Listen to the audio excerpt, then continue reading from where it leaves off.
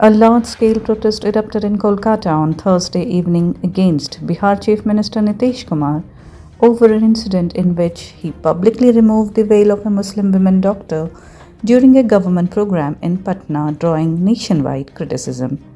The protest march, led largely by women, was held from Park Circus to Garia Hut, with participants from across communities condemning the act as an assault on women's dignity and autonomy.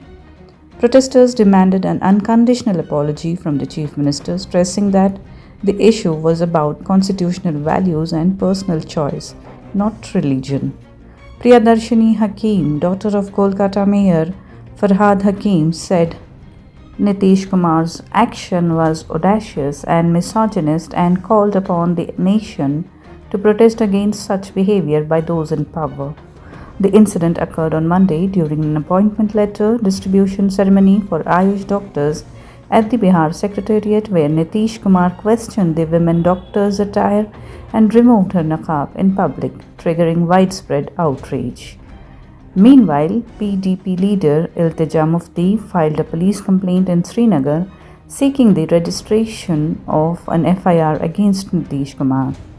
She alleged that the act violated the dignity, autonomy, and identity of Muslim women and warned that such actions embolden miscreants elsewhere. She also criticized political leaders for attempting to justify the act instead of condemning it. The incident was also denounced by Hurriyat Conference Chairman Mirwais Umar Farooq, who termed it a grave violation of personal dignity and moral boundaries. Addressing a Friday congregation, he said, "No authority has the right to interfere with personal choice," and demanded an unconditional apology from the Chief Minister.